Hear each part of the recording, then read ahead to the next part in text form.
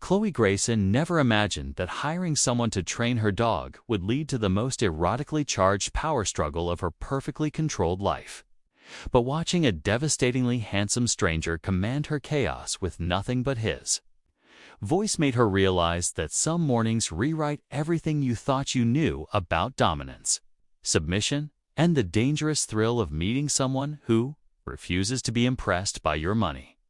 The penthouse's floor-to-ceiling windows overlooked Boston Harbor like a conquest display, all polished marble and custom Italian furniture that cost more than most people's cars.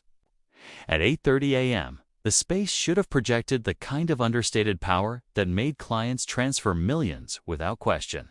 But Zeus had other plans for architectural dignity. "Mr. Petrov, I assure you the quarterly projections are," Chloe began into her laptop camera, then froze as 140 pounds of Rottweiler launched himself across her Carrara marble coffee table in pursuit of what appeared to be his own tail. The antique Venetian glass sculpture never stood a chance. Her silk robe, emerald fabric that had seemed perfectly appropriate for working from home, chose that exact moment to betray her as Zeus's enthusiastic destruction sent her scrambling for damage control. The belt loosened treacherously, revealing far more than any investment banker should display during client calls, while her Russian oligarch client's eyebrows climbed toward his receding hairline. "Perhaps we reschedule," Petrov suggested with barely concealed amusement as Zeus discovered the joy of shredding $12,000 throw pillows. The doorbell's elegant chime cut through the chaos like salvation. Chloe practically sprinted toward escape, clutching her robe closed while Zeus celebrated his victory over European craftsmanship. She yanked the door open with desperate relief, prepared to grovel before whatever cleaning service could salvage her morning. Instead, she found herself face to face with the most beautiful man she'd ever seen outside magazine spreads featuring impossibly perfect models who probably didn't exist in real life. "Ms. Grayson." His voice carried quiet authority that made something low in her belly clench with unexpected response. "I'm Donald Washington. You called about a behavioral problem." Dark skin caught morning light streaming through her lobby like burnished bronze, while eyes the color of rich coffee held hers with intensity that made the destruction behind her fade into irrelevant background noise. When his gaze swept over her barely contained silk situation with professional assessment rather than typical male leering, heat flooded her cheeks for entirely different reasons. Chloe began, then stopped as Zeus bounded toward them with the enthusiasm of a freight train meeting its favorite destination. "Yes, definitely a behavioral problem." Donald's mouth quirked with barely suppressed amusement as Zeus skidded to a halt at his feet, suddenly transformed from domestic terrorist into perfect gentleman. "May I come in?" The question felt loaded with possibilities that had nothing to do with dog training and everything to do with the way his presence made her penthouse feel too small and her silk robe feel too thin. Chloe never expected that learning to say sit could feel like surrendering control of her entire existence.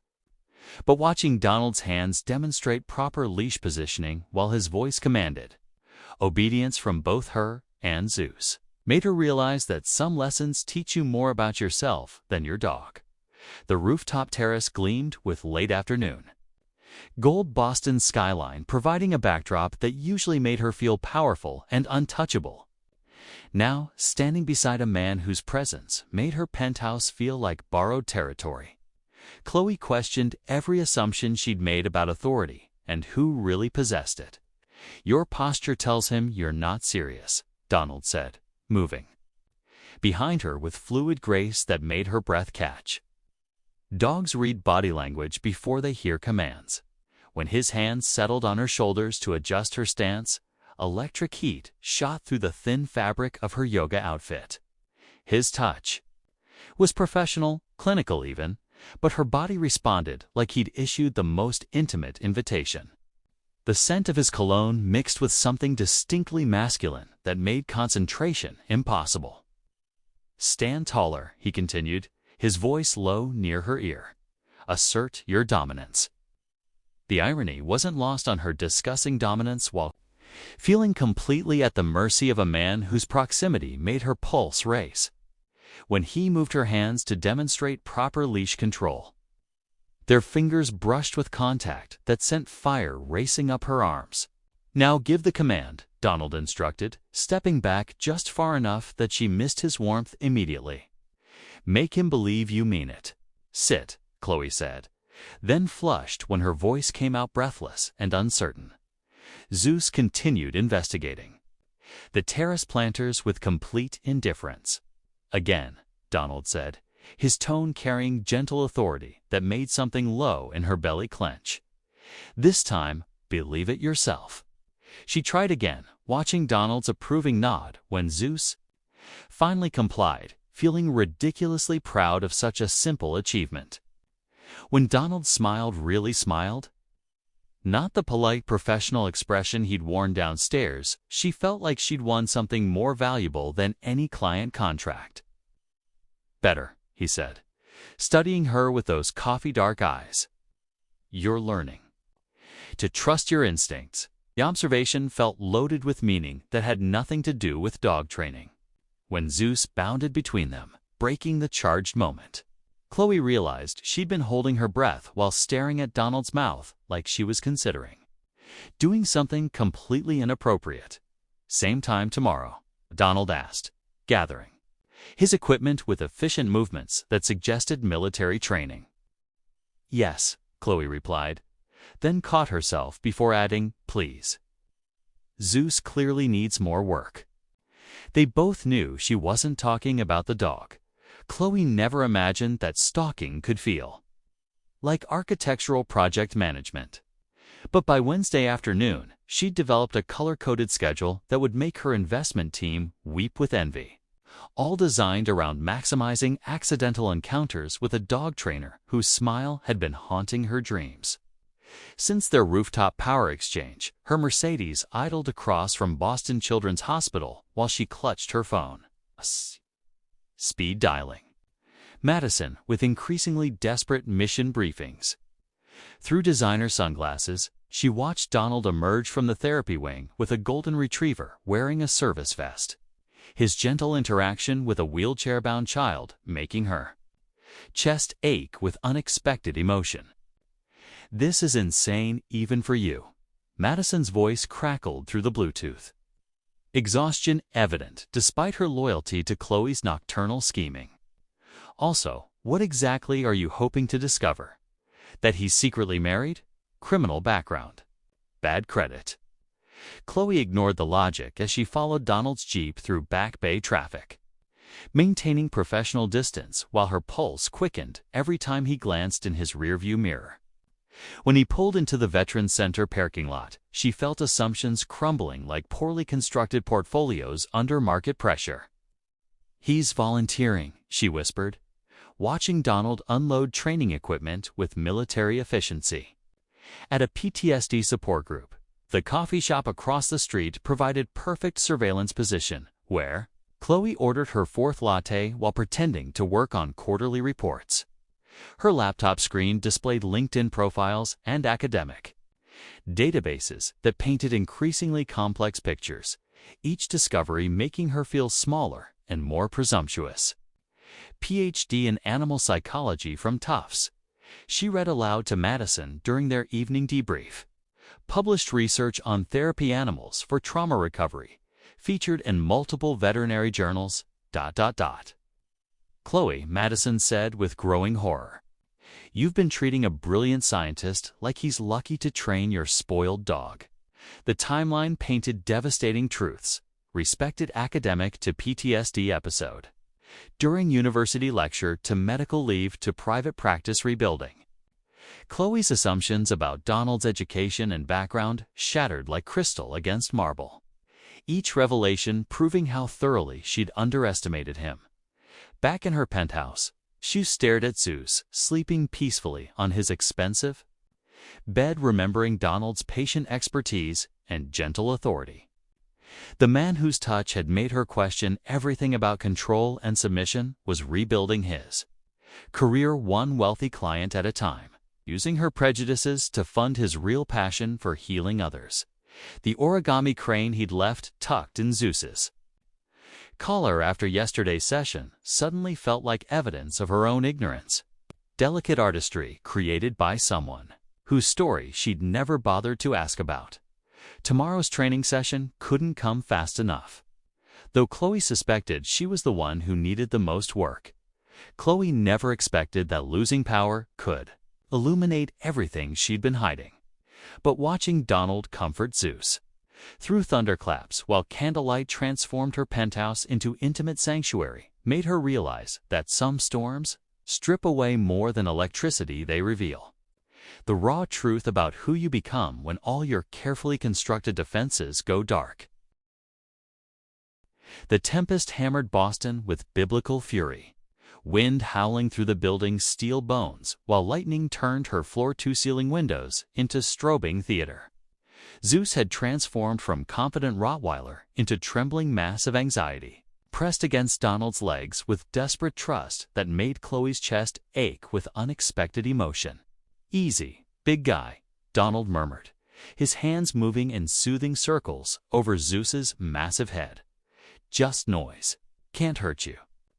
When the lights died completely, plunging them into darkness broken only by emergency candles Chloe had never needed before, the space contracted around them like shared secret.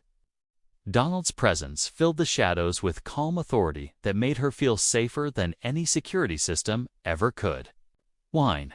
Chloe asked, grateful for excuse to move, to breathe, to stop staring at the way candlelight painted golden shadows across Donald's skin.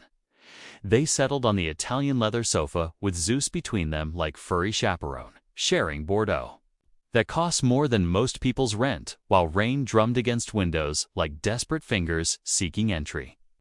The storm's chaos created unexpected intimacy, as if weather had conspired to force honesty neither had planned.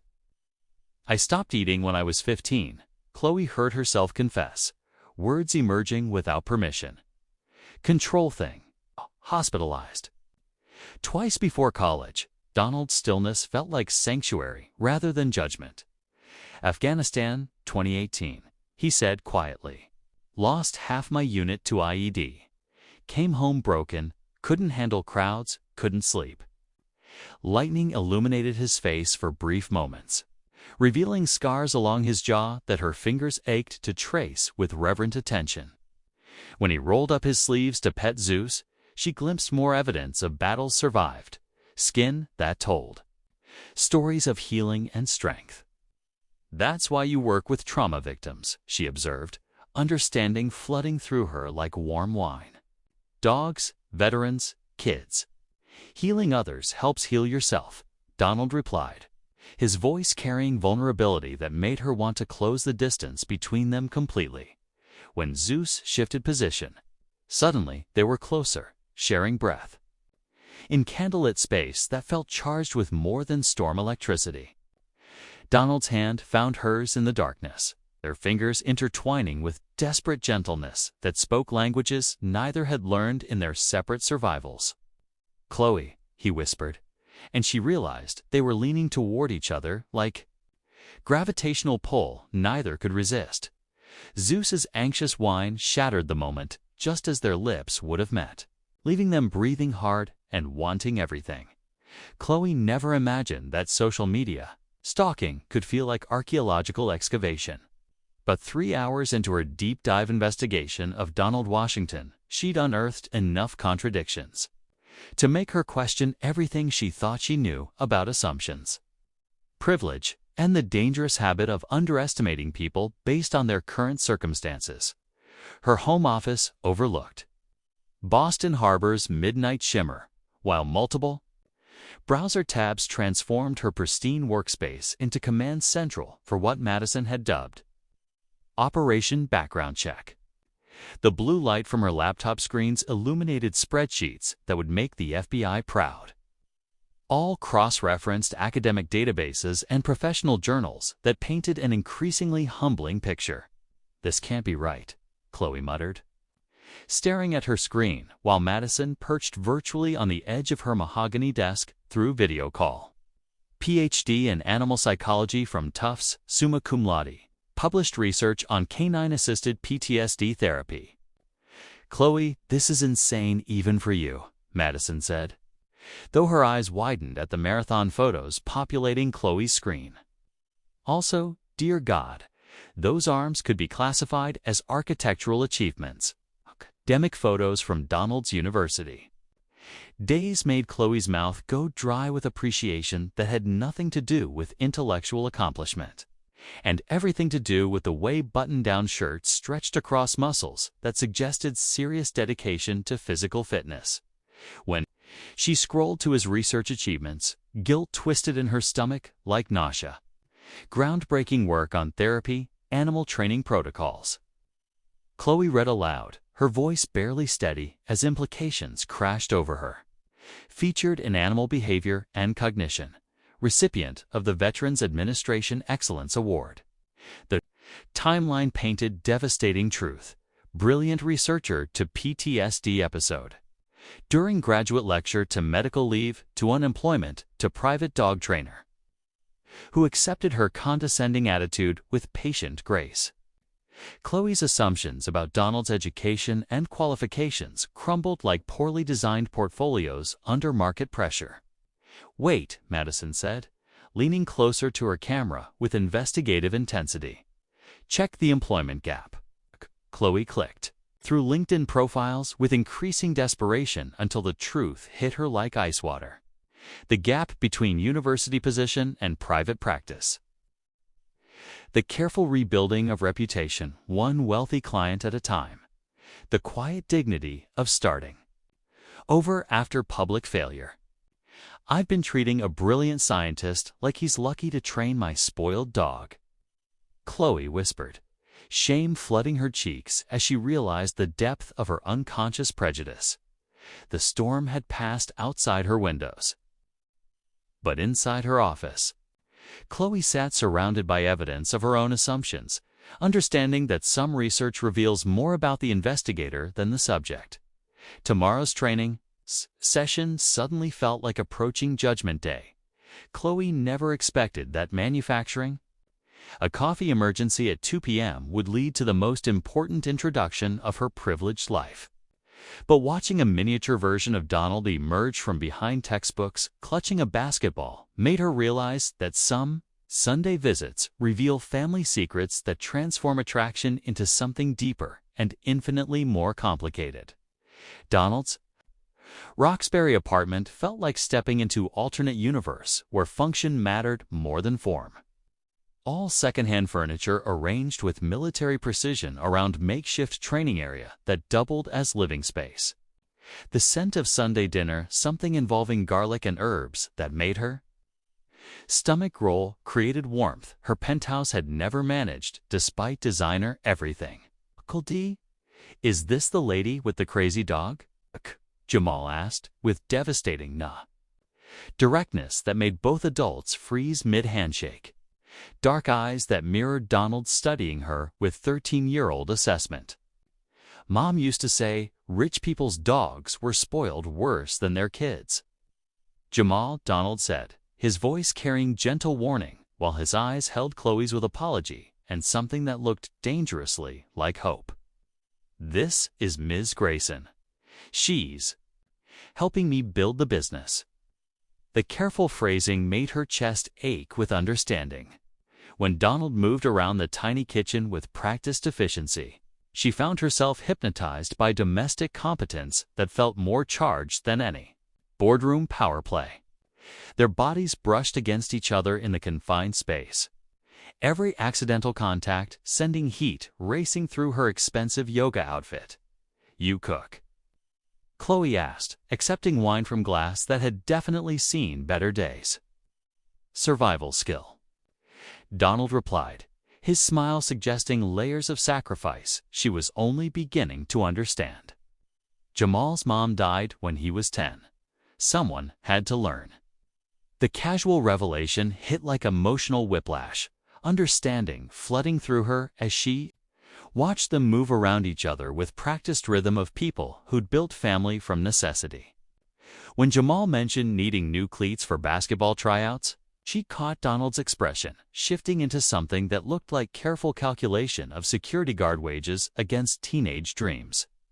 "Uncle D makes the best mac and cheese," Jamal announced, setting the table with silverware that didn't match but gleamed with careful maintenance. "Way better than those fancy places Mom used to clean."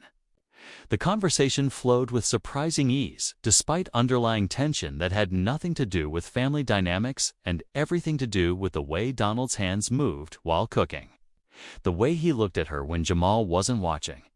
The way domestic intimacy felt more dangerous than any boardroom negotiation. "Ms. Grayson," Jamal said suddenly, studying her with unsettling perception, "are you going to help Uncle D get his real job back?" The question hung in kitchen air thick with possibility, while two adults tried to remember how to breathe around the weight of a child's innocent hope. Chloe never expected that protecting someone you love could feel like declaring war against your entire social universe. But watching Vivian cross-weaponize Boston high society against Donald made her realize that some battles require abandoning every carefully cultivated relationship to defend what actually matters. The Commonwealth Kennel Club's annual charity show gleamed with understated luxury that usually made Chloe feel powerful and connected. All polished marble and crystal fixtures reflecting New England old money through floor-to-ceiling windows. Today, surrounded by people who looked exactly like her. The space felt like enemy territory where Donald's presence made her hyper-aware of every sideways glance and whispered comment. Zeus performed flawlessly through preliminary rounds, his newfound discipline testament to Donald's expertise, but Chloe barely registered their success. Her attention focused entirely on Donald's quiet confidence as he moved through spaces designed to exclude him, his military bearing transforming subtle hostility into something that looked like strength. "Interesting choice of trainer," Vivian Cross observed with crystalline precision, her voice carrying just enough volume to ensure nearby spectators caught every syllable. "I'm sure his credentials ... were thoroughly vetted." The pause before credentials landed like calculated slap, loaded with implications that made Chloe's hands ball into fists. When Vivian's gaze swept over Donald with assessment that had nothing to do with professional qualifications, protective fury flooded Chloe's chest with heat that felt dangerous. "Actually," Chloe replied, her voice carrying boardroom authority that made surrounding conversations falter. "Dr. Washington holds a PhD from Tufts and has published groundbreaking research on canine therapy protocols. But I'm sure someone with your ... background wouldn't be familiar with actual academic achievement." The silence that followed could have shattered crystal. Vivian's face shifted through expressions of shock and calculation, while Donald's hand found Chloe's with gentle pressure that somehow felt like both gratitude and warning.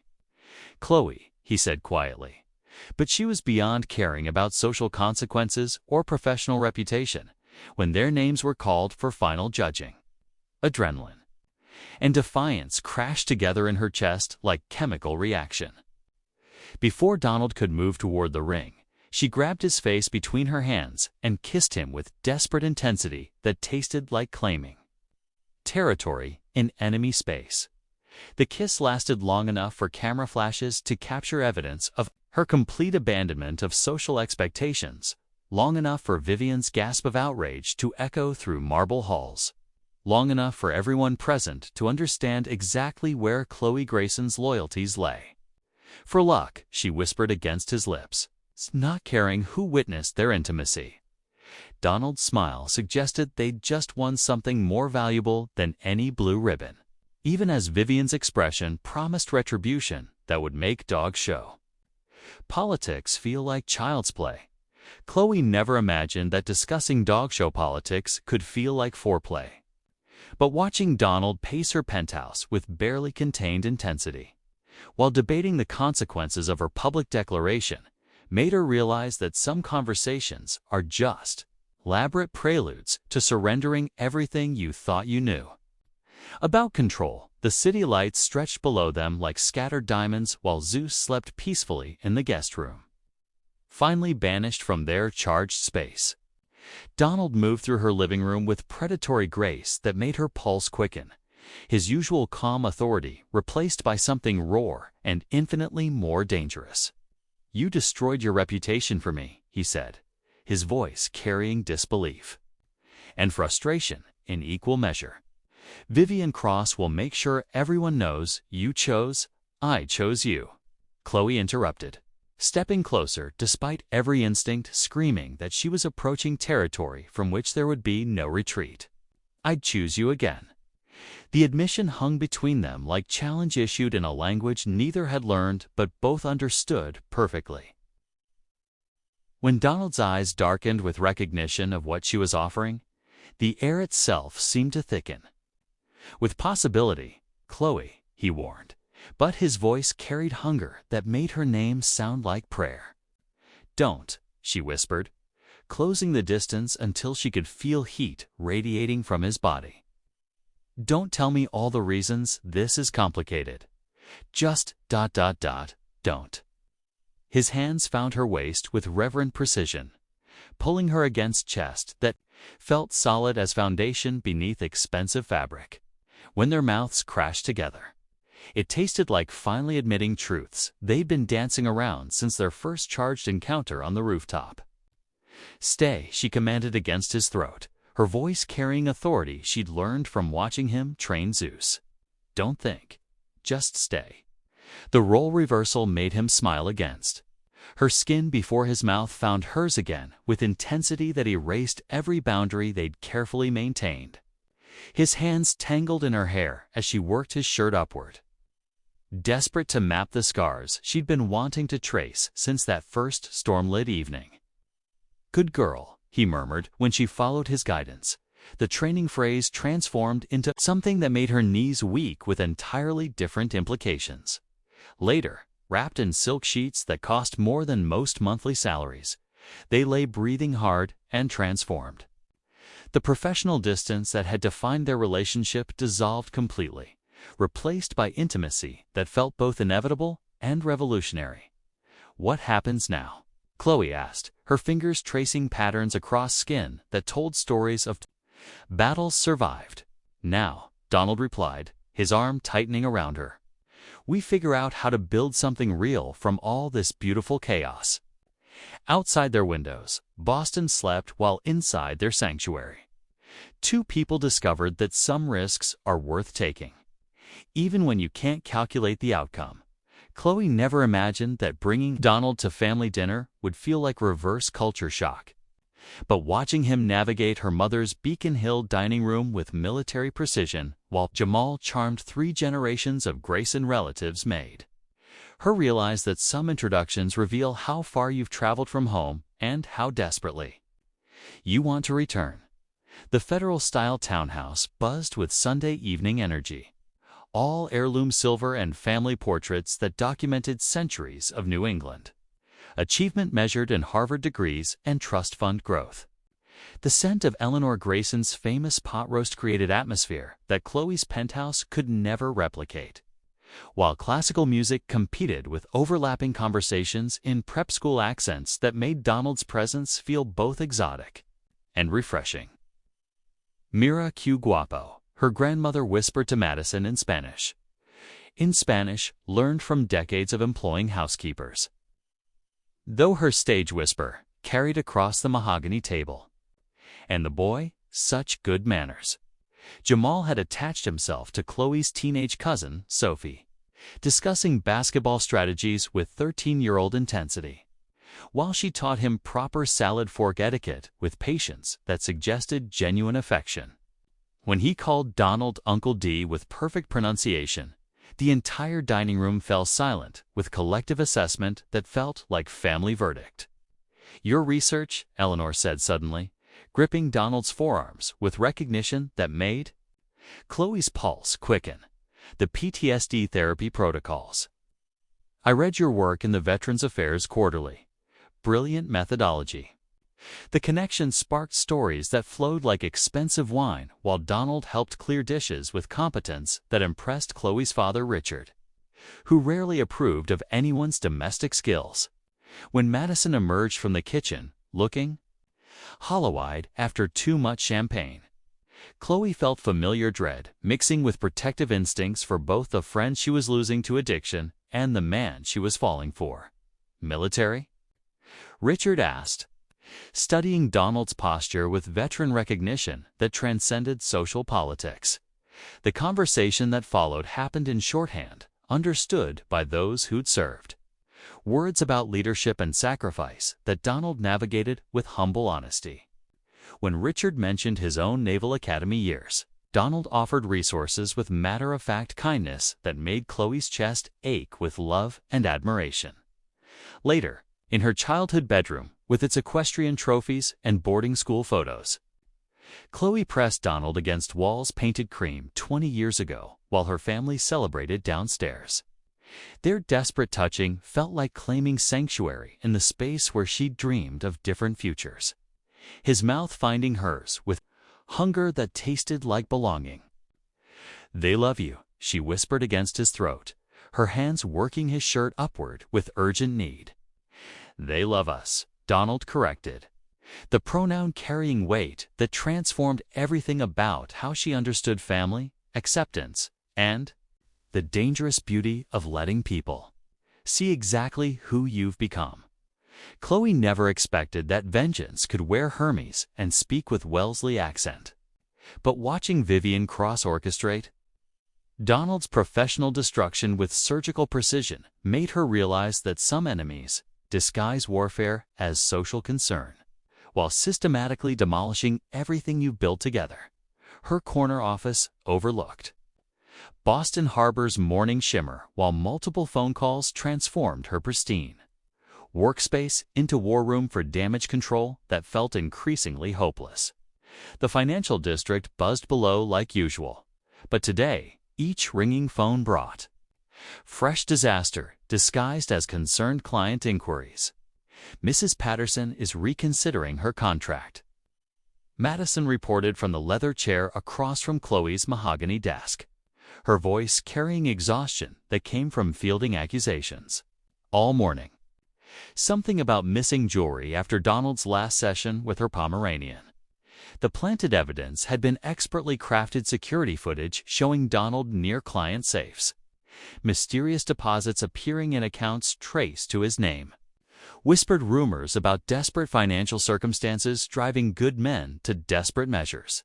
Each fabricated detail felt like surgical strike designed to destroy credibility built through years of careful reputation management. "He would never," Chloe said, her voice carrying steel inherited from generations of women who'd fought impossible battles for their families. "Donald has more integrity in his little finger than Vivian has in her entire surgically enhanced body." The Ritz-Carlton's marble lobby felt like tribunal designed by aristocrats who'd never questioned their right to judge others.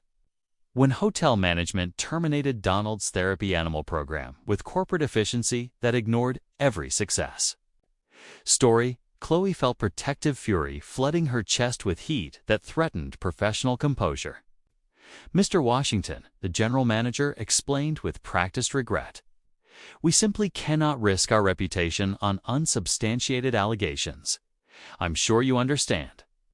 Donald's military bearing remained intact despite systematic character assassination, his quiet dignity making Vivian's triumph feel more obscene. When he handed over building access cards with hands that didn't shake, Chloe wanted to tear down marble columns with bare rage. "Maybe I should leave," Donald said quietly as they stood on Boylston Street afterward, his voice carrying defeat that made her chest ache with desperation. "Go somewhere. This won't follow me, won't hurt you." The suggestion hit like ice water, understanding flooding through her as she realized Vivian's real target had never been Donald's reputation. It had been their relationship itself, using his honor against him by making him believe protecting her required self-destruction. "No," Chloe replied, her voice carrying authority learned from commanding boardrooms full of men who underestimated women. "We fight this together, or we don't fight at all." Outside the hotel, Boston's elite walked past like they owned the sidewalks, while inside Chloe's chest, revolution began brewing. Chloe never imagined that justice could sound like her mother's. Harvard Law connections echoing through marble courthouse halls. But watching Eleanor Grayson coordinate a legal assault that would make military strategists weep with envy made her realize that some battles require abandoning genteel warfare for total family mobilization. The police station's fluorescent lighting cast harsh shadows across faces that had learned to navigate crisis with New England efficiency, though nothing had prepared them for systematic frame jobs disguised as social concern. Detective Rodriguez studied the evidence with professional skepticism, while Richard Grayson's private investigator presented findings that painted increasingly damning pictures of Vivian's calculated revenge. Falsified bank records, planted security footage, coordinated character assassination. Madison reported with prosecutorial precision that suggested her addiction counseling had sharpened rather than dulled her legal instincts. Everything traces back to Vivian's personal vendetta. The conference room at Grayson and Associates felt like war room, where decades of accumulated influence finally served righteous purpose. Kalanor commanded operations with authority that made corporate takeovers look like gentle negotiations, while phone calls to judges and district attorneys created pressure that money alone couldn't buy. She made one mistake, Richard announced, studying financial records spread across mahogany like battle plans. The account she used to frame Donald is traced back to Vivian's offshore holdings in the Caymans. The revelation sparked investigations that unraveled years of tax evasion and charity embezzlement disguised as philanthropic generosity. When FBI agents arrived at Vivian's Beacon Hill mansion with federal warrants, Chloe felt vindication taste sweeter than any investment victory she'd ever achieved. All charges against Dr. Washington have been dropped. Da Patricia. Wong announced with professional efficiency that couldn't mask her embarrassment about prosecuting an innocent man. Ms. Cross will be facing federal charges for fraud, conspiracy, and tax evasion. Donald's reunion with his reputation felt like watching broken pieces reassemble into something stronger than original construction. His quiet dignity transforming courtroom vindication into personal triumph. When Jamal bounded toward them with teenage enthusiasm about Uncle D being famous for good reasons now, every adult witness remembered why some battles matter more than pride or social standing. The Somerset Club's marble halls echoed with whispered conversations as news spread through Boston's elite social circles like wildfire. Vivian's arrest had created power vacuum that required careful navigation. But watching former enemies approach Donald with newfound respect made Chloe understand that victory sometimes transforms entire social ecosystems. Head of Animal Therapy Research, the Children's Hospital representative announced, offering Donald position that came with salary increase and professional recognition he'd been denied throughout the ordeal, with full research funding and university partnership. Later, in the penthouse that finally felt like sanctuary rather than fortress, Donald and Chloe claimed their space with desperate celebration that tasted like freedom and felt like reclaiming territory that had been under siege. Chloe never imagined that wedding planning could feel like architectural project management on steroids.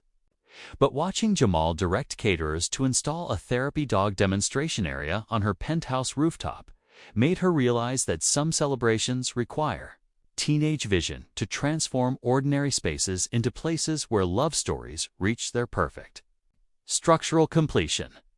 The rooftop garden bloomed with controlled chaos as both families merged traditions that shouldn't have worked together but created something beautiful through sheer determination and Eleanor Grayson's surprisingly competent event coordination skills.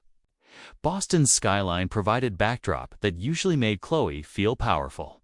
But today, surrounded by people who'd chosen to love her unconditionally. The view felt like blessing from city that had tested them through every possible trial. The rings go in Zeus's vest pocket, Jamal announced with authority that made seasoned caterers defer to his expertise. And Athena demonstrates the therapy dog protocol during the ceremony because love should be useful. Athena, their newest rescuer, golden retriever with anxiety issues that Donald had been rehabilitating, wagged enthusiastically at her name, while Zeus maintained dignified supervision from his position as alpha dog and family patriarch. The sight of both animals working in harmony felt like metaphor for everything they'd built together. Donald Madison said during rehearsal, her voice carrying sobriety that came from successful addiction recovery and renewed purpose. When you marry Chloe, can I be Jamal's honorary aunt? 'Cause you're getting the better deal here. The ceremony itself felt like coming home to a place that had never existed before they'd constructed it together. All overlapping families and sick. And community that had formed around crisis survived through stubborn love. When Donald lifted her onto the rooftop's custom platform for their first dance, Boston sparkled below like promise from universe that had finally stopped testing their resolve. There's something else, Chloe whispered during their slow dance, her hand guiding his to her still flat stomach where their future was already growing. The Washington pack is expanding. Donald's smile could have powered the city's electrical grid, while Jamal whooped with excitement about becoming big brother to someone who would grow up knowing they belonged to family that had been forged through beautiful disaster. Later, when guests mingled below, Donald pressed Chloe against the rooftop's glass railing with hunger that suggested marriage wouldn't diminish their passion. Their bodies found desperate connection overlooking city lights that stretched like scattered diamonds, claiming territory that finally belonged to them completely, ready for forever. Donald asked, his voice carrying promise that extended beyond wedding vows into future they could build without looking over their shoulders. With you? Chloe replied, her hands tangling in hair that belonged to a brilliant scientist who taught her everything about real authority. I've been ready since you caught me falling. Outside their sanctuary, Boston hummed with possibilities.